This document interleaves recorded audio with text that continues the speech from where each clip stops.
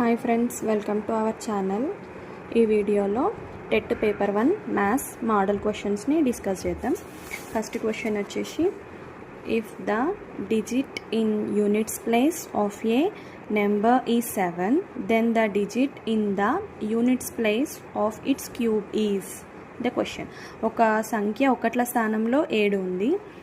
ఆ సంఖ్య ఘనములలో ఒకట్ల స్థానంలో ఉండే అంకె. ఘనం అంటే క్యూబ్. సో 7 స్క్వేర్ చేసినప్పుడు 49 వచ్చింది. 7 × 7 7 స్క్వేర్ చేసినప్పుడు 49 వచ్చింది. సో మళ్ళీ దీన్ని 7తో మల్టిప్లై చేసినప్పుడు 9 × 7 చేస్తే 63 వస్తుంది. సో 1s ప్లేస్లో ఉన్న నెంబర్, ఒకట్ల స్థానంలో ఉన్న అంకె 3. The answer is option 2. Second question, the smallest rational number in -4/9, -5/12, -7/18, -2/3 is the question. -4/9, -5/12, -7/18, -2/3లలో అతి చిన్న అకరణీయ సంఖ్య. ఇప్పుడు ఈ ప్రాబ్లంలో ఫస్ట్ ఏం చేయాలంటే, డినామినేటర్లో ఉన్న నెంబర్స్ అన్నిటినీ ఎల్సిఎం ఫైండ్ అవుట్ చేయాలి. 9, 12, 18, 3. వీటన్నిటిని 2 టేబుల్తో చేసినప్పుడు 2 6 12, 2 9 18, 3 and 9 యాజ్ ఇట్ ఈస్. అలాగే 3తో చేసినప్పుడు 3 3 9, 3 2 6, 3 3 9, 3 1 3. The LCM is 2 × 3 × 3 × 2, -4/9 × 9 టేబుల్లో 36 4s వస్తుంది. సో 4/4 × -5/12 × 12 టేబుల్లో 36 3s 3/3. And third one -7/18 × 2/2, -2/3 ×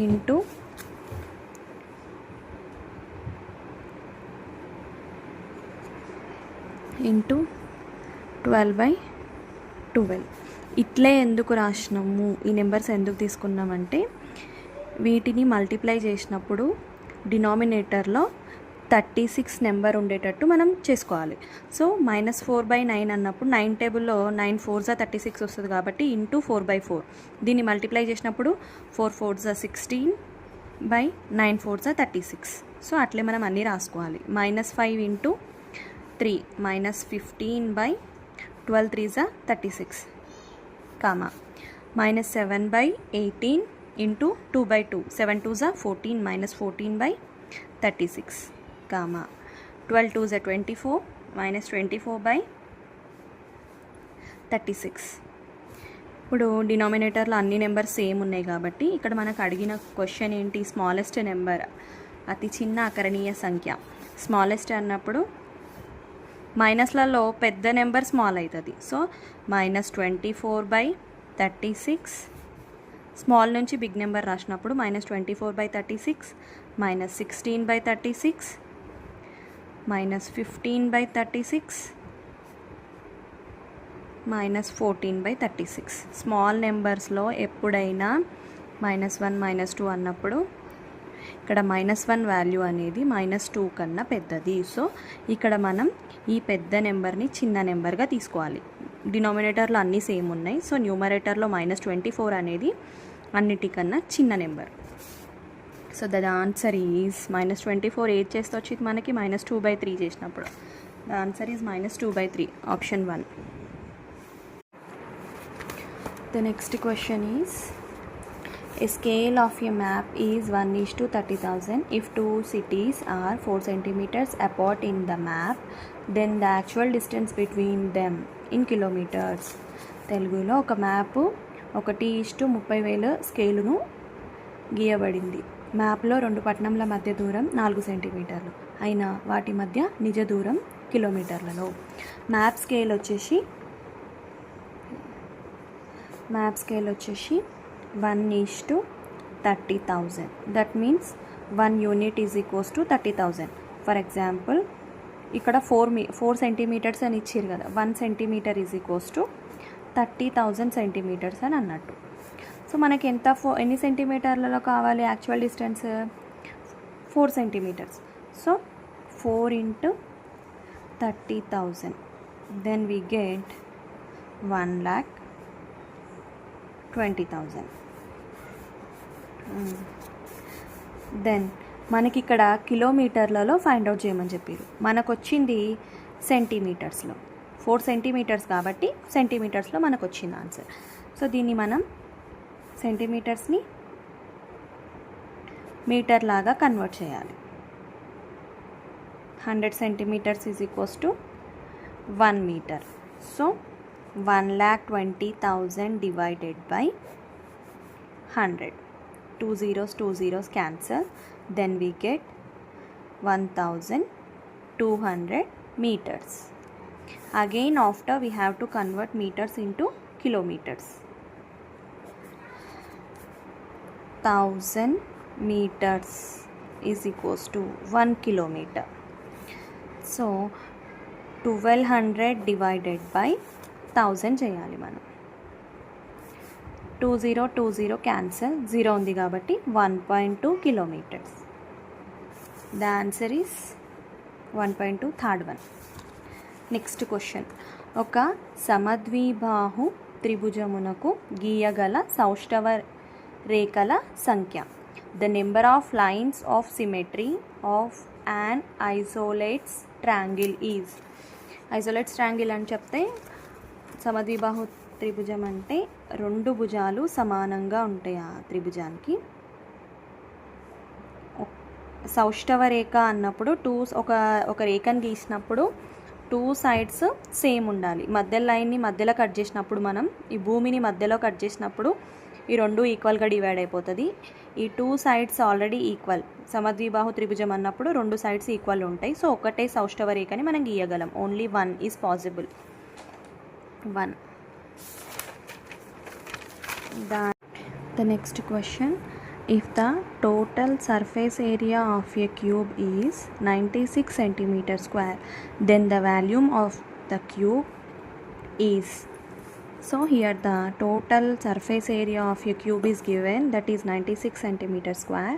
Then we have to find out the volume of the cube.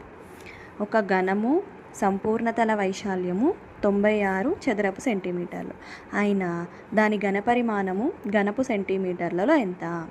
ఇక్కడ ఘనం యొక్క సంపూర్ణతల వైశాల్యం ఇచ్చిర్రు 96 చదరపు సెంటీమీటర్లు. మనము ఘనపరిమాణాన్ని ఫైండ్ అవుట్ చేయాలి. ఫస్ట్ మనకి ఇచ్చింది ఏంది? సంపూర్ణతల వైశాల్యం, area of the cube. Area of the క్యూబ్కి ఫార్ములా ఏంటి అంటే S is equals to 6a². కానీ మనకి ఇక్కడ ఫైండ్ అవుట్ చేయమన్నది ఏంది? Volume of the cube. Volume of the cube area formula here. Volume of the cube formula V is equals to a³. మనం ఇది find out చేయాలి. But మనకి ఇచ్చింది ఏంది? ఇది. ఇక్కడ మనకి S సంపూర్ణతల వైశాల్యం, surface area, total surface area of the cube ఇచ్చిర్రు మనకి ఏంటి? 96 సెంటీమీటర్ స్క్వేర్. సో ఈ వాల్యూ ఇచ్చిర్రు. సో ఇది మనం ఇక్కడ సబ్స్టిట్యూట్ చేసి ఈజ్ ఈక్వల్స్ టు 6a² అని మనం రాసుకోవచ్చు. 96 centimetre square. 6a² is equals to 96. a² is equals to 96 divided by 6. 6 1s are 6, 3 6 6 are 36. a² is equals to 16. a² is equals to 16. Then a is equals to √16, that is equals to 4. 4 square రాసుకోవచ్చు. √2² cancel అయిపోతే a is equals to answer 4 వచ్చింది మనకి. So ఈ వచ్చిన answer 4ని volume ఫార్ములాలో మనం substitute చేయాలి. Volume of cube వచ్చేసి a³. So 4³ అని రాసుకోవాలి. 4³ అంటే 4 × 4 × 4. 4 4s are 16, 16 4s are 64. 64 centimetre cube. మళ్ళీ ఒకసారి ఎక్స్ప్లెయిన్ చేస్తా చూడండి. Total surface area of a cube వచ్చేసి 96 సెంటీమీటర్ స్క్వేర్ మనకి ఇక్కడ క్వశ్చన్లో ఇచ్చారు. బట్ మనం ఏం ఫైండ్ అవుట్ చేయాలి? Volume of the cube. సంపూర్ణ తల వైశాల్యం 96 చదరపు సెంటీమీటర్లు అయినా ఘనపరిమాణం ఘనపు సెంటీమీటర్లలో ఎంత, అది మనం ఫైండ్ అవుట్ చేయాలి. మనకు అడిగింది ఘనపరిమాణం. Volume of the cube. Volume of the cube formula V = A³. మనకిచ్చింది total surface area S = 6A². ఇది ఫార్ములా. మనకు ఆల్రెడీ ఎస్ వాల్యూ ఇచ్చిర్రు 96. సో 96 = 6A² అని మనం రాసుకున్నాం. 96 A² = 96. ఇక్కడ మల్టిప్లై చేస్తున్న 6 ఇక్కడ వచ్చేసేస్తే డివిజన్ చేస్తుంది. 96 / 6 క్యాన్సిలైజ్ చేస్తే 16 6 96. సో 16 వచ్చింది. A² = 16. A √16. Then we can write √4² square root cancel అయిపోతే ఆన్సర్ 4 వచ్చింది మనకి. ఇక్కడ ఏ వాల్యూ వచ్చిన ఏ వాల్యూని వాల్యూమ్ ఫార్ములాలో మనం సబ్స్టిట్యూట్ చేసినాం. V = 4 × 4 × 4. Then we get 4 4s are 16, 16 4s are 64 centimetre square. ఇక్కడ ఆప్షన్ వచ్చేసి option 3. Next question. Out of the given numbers 10, 21, 35 and 24 the pair of coprimes is. ఇచ్చిన సంఖ్యలు 10, 21, 35 మరియు 24లలోని పరస్పర ప్రధాన సంఖ్యల జత. ఫస్ట్ మనకు కోప్రైమ్స్ అంటే ఏందో తెలియాలి. కోప్రైమ్స్ అంటే నెక్స్ట్ క్వశ్చన్.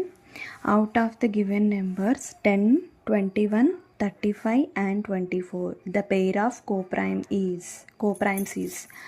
ఇచ్చిన సంఖ్యలు 10, 21, 35 మరియు 24లలోని పరస్పర ప్రధాన సంఖ్యల జత.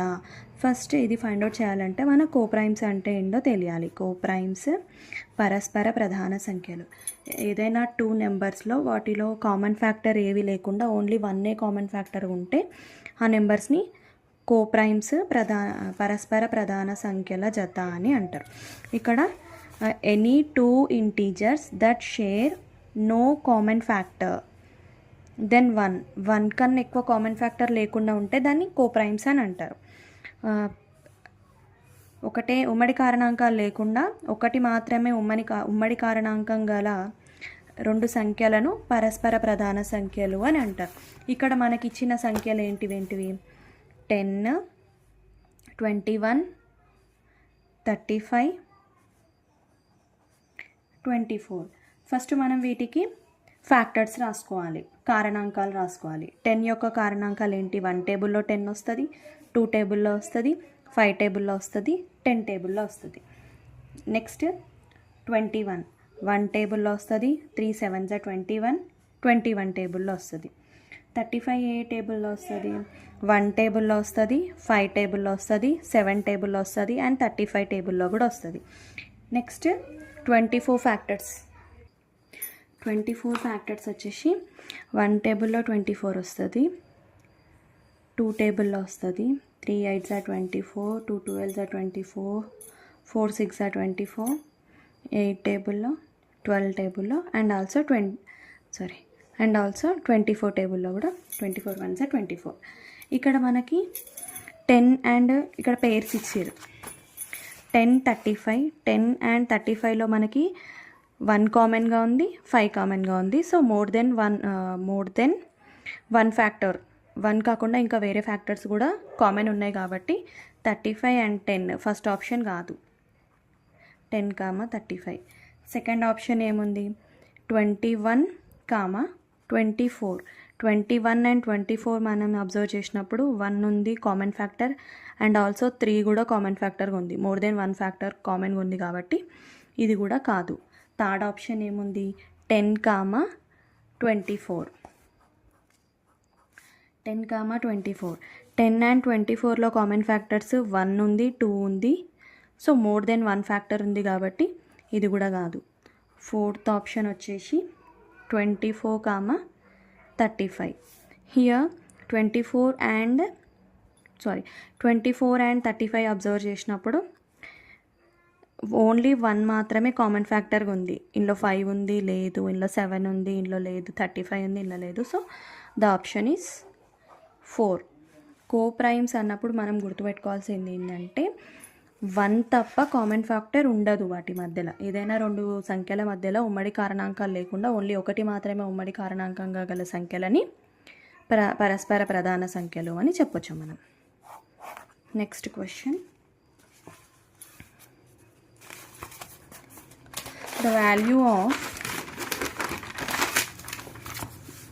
The value of 4.27 into 4.27 minus 3.51 into 3.51 divided by 4.27 plus 3.51. ఇక్కడ క్వశ్చన్ ఏమి ఇచ్చారు? 4.27 into 4.27 minus 3.51 into 3.51 whole divided by 4.27 plus 3.51. ఇక్కడ మనం బాగా అబ్జర్వ్ చేస్తే 4.27 into 4.27ని మనం ఎట్లా రాసుకోవచ్చు? a into a is equals to a స్క్వేర్గా రాసుకోవచ్చు. సో 4.27 హోల్ స్క్వేర్, సేమ్ దీన్ని కూడా అట్లా రాసుకుంటే 3.51 into 3.51 3.51 whole square whole divided by 4.27 plus 3.51. ఇక్కడ మనం అబ్జర్వ్ చేస్తే ఏ స్క్వేర్ మైనస్ బి స్క్వేర్ ఫామ్లో ఉంది 2. దీన్ని ఎట్లా రాసుకోవచ్చు? ఏ ప్లస్ బి ఇంటూ ఏ మైనస్ బిగా మనం రాసుకోవచ్చు.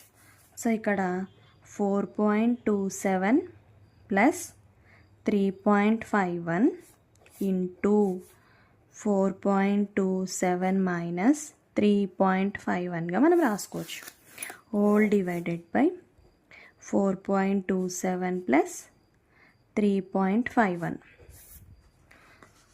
4.27 ప్లస్ 3.51 4.27 ప్లస్ 3.51 రెండుటిని క్యాన్సిల్ చేస్తే మనకు ఆన్సర్ ఏముంది?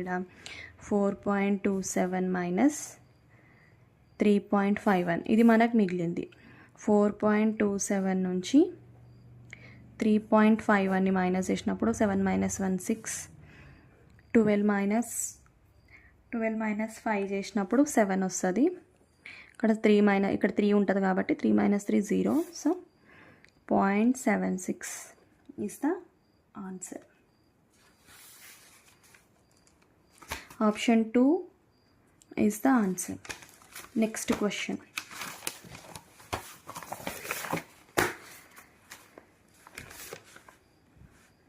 The next question is, if Siri sold a DVD player for 28,000 rupees at a gain of 12%, then the price at which she bought it in rupees is. సిరి ఒక DVD ప్లేయర్ను 2800కు అమ్మగా 12% లాభము వచ్చింది. అయినా ఆమె DVD ప్లేయర్ను కొన్న వేల రూపాయలలో ఎంత? ఇక్కడ మనకి సిరి ఏమిచ్చారు? సిరి సోల్డ్ అంటే మనకి సోల్డ్ ప్రైస్ ఇచ్చారు, selling price.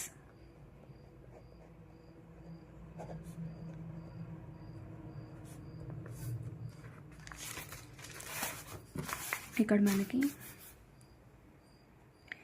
Selling price of DVD player ఎంత ఉంది? ₹2800. Gain of 12%. గెయిన్ అన్నప్పుడు ప్రాఫిట్ ఎంత వచ్చింది? 12% వచ్చింది. Then the price at which she bought it, అది ఆమె ఎంత ప్రైస్కి కొన్నది అని క్వశ్చన్. ఇక్కడ సిరి ఒక DVD ప్లేయర్ని 2800కు అమ్మగా 12% లాభం వచ్చింది. ప్రాఫిట్ ఎంత వచ్చింది? 12% వచ్చింది. అయినా ఆమె డివిడి ప్లేయర్ను కొన్న వెల ఎంత? ఇది క్వశ్చన్. 12% లాభం. ఫస్ట్ ఎప్పుడైనా కొన్న వెలని మనం 100% అనుకోవాలి.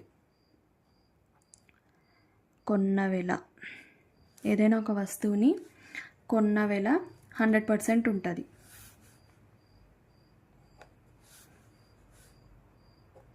కాస్ట్ ప్రైస్ ఎప్పుడైనా 100% ఉంటుంది. సో మనకి 100% వాల్యూ తెలీదు. 100% వాల్యూని మనం ఫైండ్ అవుట్ చేయాలి. ఇంత ప్రాఫిట్ వచ్చింది అంటే మనకు 100 పైన 12 సెంటీమీటర్స్ ప్రాఫిట్ వచ్చింది ఆమెకు. 100 పైన 12 సెంటీమీటర్స్ అన్నప్పుడు 112% 2800 అనుకోవచ్చు మనం. 100% వాల్యూ కొన్న వెల పైన లాభం ఎప్పుడైనా కొన్న వెల నుంచి మనం కౌంట్ చేస్తాం. ప్రాఫిట్ ఎప్పుడైనా we count from bought price. So bought అనేది మనం 100% అనుకుంటే కొన్న వెల దానికి లాభం 12% వచ్చింది. మొత్తం ఎంత పర్సెంటేజ్ అయింది? అది 112% అయింది. ఈ 112% వాల్యూ మనకు ఆల్రెడీ ఇచ్చిర్రు. ఎంత? 2800. 112% వాల్యూ 2800. 100% వాల్యూ తెలియదు మనకి. 100% వాల్యూ అనేది ఎంత మనకి తెలియదు. కానీ ఇక్కడ మనకి ఏం తెలుసు? 112% ఆఫ్ వాల్యూ 2800 వచ్చింది. ఇది మనకు తెలుసు. సో మనం దీన్ని ఎట్లా రాసుకోవాలి? 2800 డివైడెడ్ బై 112. మనకి 100కి కావాలి. 100 ఎంత మనకు తెలియాలి కాబట్టి ఇంటూ 100. ఇట్లాంటి ప్రాబ్లమ్స్ ఈజీగా చేయాలి అంటే 100% ఎంత మనకు తెలియదు, ఇది రాసుకున్నాం. 112% ఎంత? 2800. 100 నుంచి 125కి వెళ్ళినప్పుడు వాల్యూ అనేది పెరిగింది. 100% నుంచి 112కి వెళ్ళినప్పుడు వాల్యూ పెరిగింది. ఇక్కడ నుంచి ఇక్కడ వచ్చినప్పుడు ఇక్కడ వాల్యూ కూడా పెరుగుతుంది. 100% వాల్యూ తక్కువ ఉంటుంది, 112% వాల్యూ ఎక్కువ ఉంటుంది. సో ఇక్కడ సైడు వాల్యూ పెరిగింది, ఇక్కడ సైడు వాల్యూ పెరిగింది. సో ఈ రెండు ప్రపోర్షనల్గా ఉన్నాయి అని అర్థం. ప్రపోర్షనల్గా ఉన్నాయి అన్నప్పుడు మనం ఎట్లా రాసుకోవాలి అంటే ఫస్ట్ ఈ యారో మార్క్కి ఆపోజిట్గా క్రాస్గా యారో మార్క్కి క్రాస్గా ఉన్న వాల్యూని 112 అని కింద రాసుకోవాలి. ఈ రెండింటిని మల్టిప్లైగా రాసుకోవాలి మనం. ఫస్ట్ 112 వాల్యూ కింద రాసుకోవాలి, యారో మార్క్కి క్రాస్గా ఉన్నది. 100 ఇంటూ 2800. ఇప్పుడు మనం క్యాన్సిలైజ్ చేయాలి.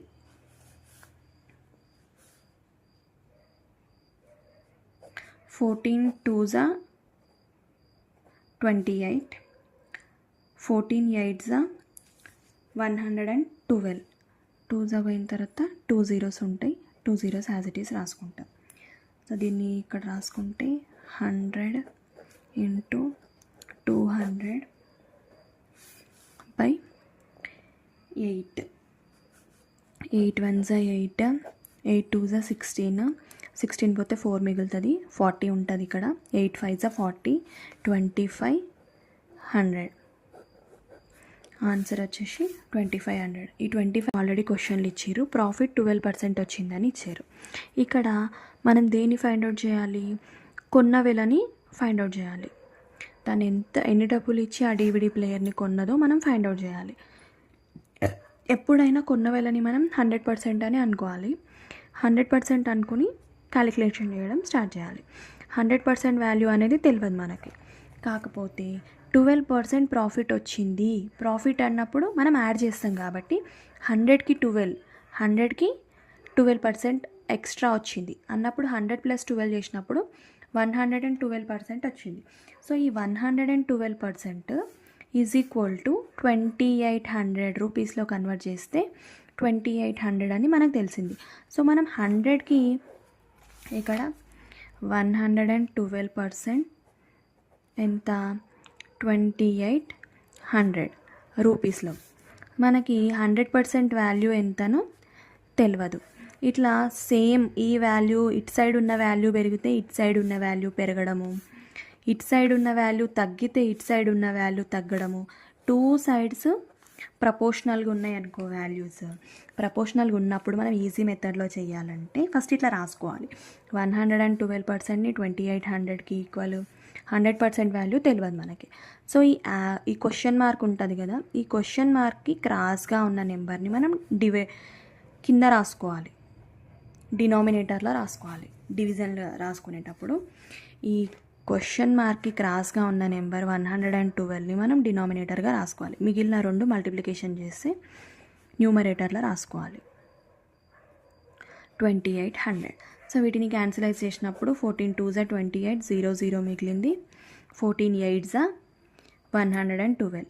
8తో 200 క్యాన్సిలైజ్ చేసినప్పుడు 8 1 జా 8, 8 2 జా 16, 20 - 16 చేస్తే 4 మిగులుతుంది.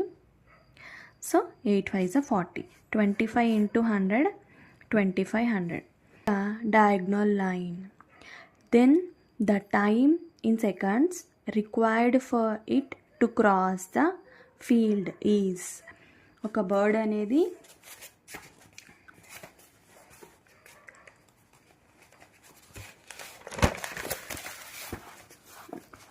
ఒక చతురస్రాకార పొలము వైశాల్యము 36 చదరపు మీటర్లు. ఒక పక్షి నిమిషానికి 30√2 మీటర్ల వేగంతో ఆ పొలము కర్ణము గుండా పోయే రేఖ వెంబడి ఎగురుచున్నచో ఆ పొలాన్ని దాటుటకు ఆ పక్షికి పట్టు సమయము సెకండ్లలో. ఫస్ట్ మనకి ఇక్కడ ఒక స్క్వేర్ ఉంది.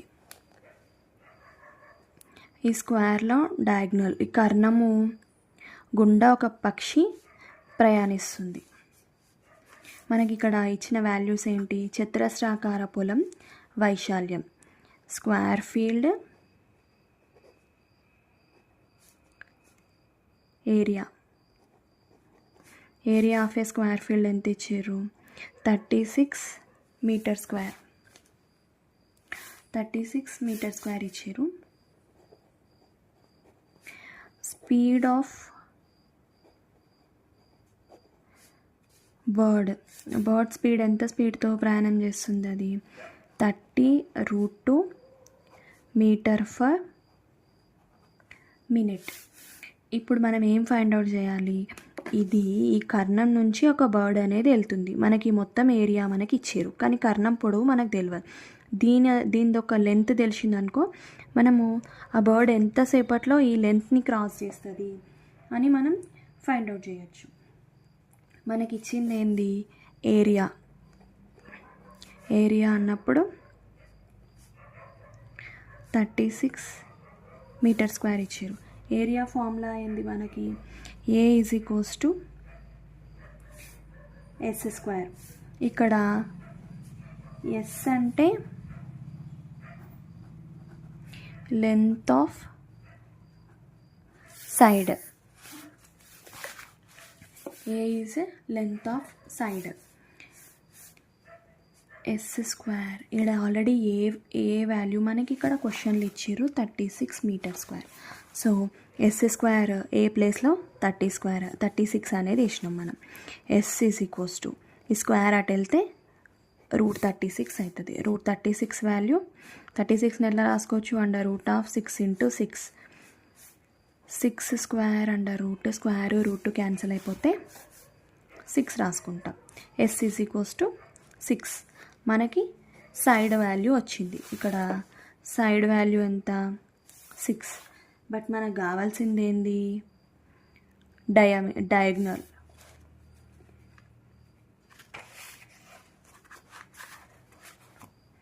కర్ణం పొడవు మనకు కావాలి, సైడ్ అనేది 6 ఇచ్చేసారు.